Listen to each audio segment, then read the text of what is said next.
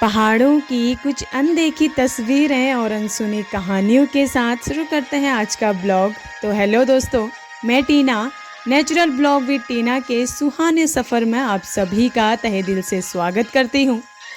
तो जैसा कि आप सभी को पता है कि दिन की शुरुआत अगर गर्मा गर्म चाय के साथ हो तो दिन एक बेहतरीन जाता है। और दिन की शुरुआत में हम सबसे पहले लगाते हैं झाड़ू पोछा। और गांव घरों में आमतौर पे जो झाड़ू इस्तेमाल किया जाता है वो बाजरे के रेसे का झाड़ू होता है।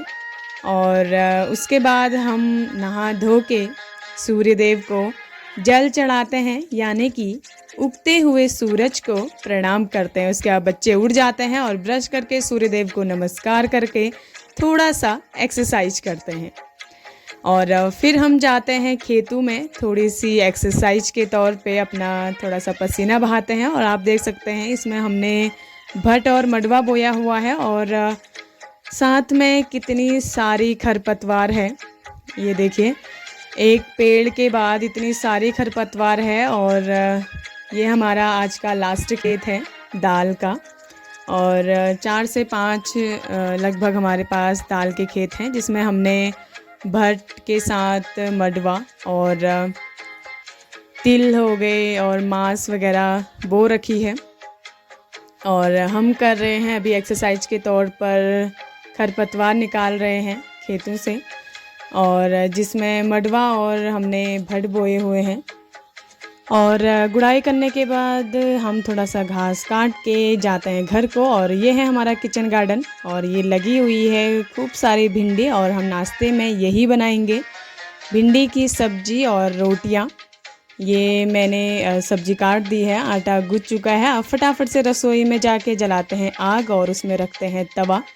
और ये देखिए रोटी बन चुकी है। और अब ये रोटी जाएगी छापर में, जिसे लकड़ी का जो बना रहता है रोटी रखने के लिए पहाड़ों में, उसे बोलते हैं छपर। फिर जाते हैं अपनी गैया के लिए नाश्ते का इंतज़ाम करना और उसे बांधेंगे बाहर, ताकि वो भी ठंडी ठंडी हवा खा सके और साथ में उसकी बच्चिया को भी।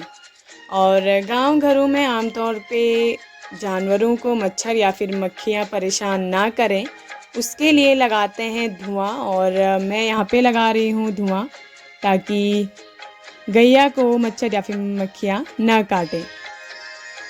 और फिर धूप सर में चढ़ चुकी थी और 2 पत्थरों के बीच में, जिसे पहाड़ों में सिलबट्टा बोला जाता है, उसमें पीसते हैं भट्ट अपनी गैया को पानी देने के लिए।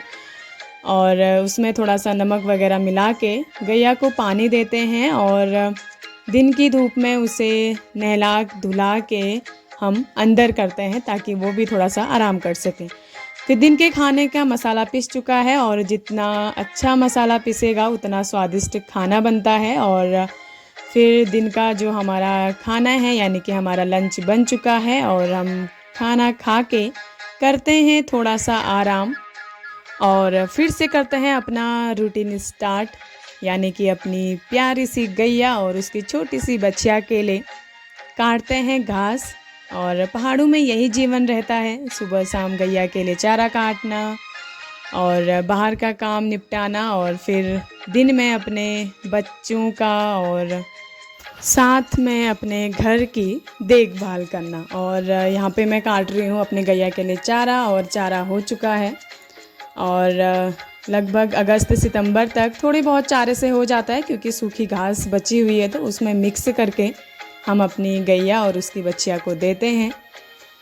और फिर उसका छोटा सा पूला बनाते हैं, और फिर गट्ठर बना के हम जाते हैं घर को, ताकि अपनी गैया को दे सकें। और फिर शाम को अपनी गैया और उसकी प्यारी सी बच्चिया को बांधते हैं बाहर, ताकि वो हवा खा सके। और फिर शाम की चाय के साथ करते हैं इस ब्लॉग का समापन। आप बने रहिए पहाड़ की ऐसे ही कुछ अनदेखी तस्वीरें और अनसुनी कहानियों के साथ।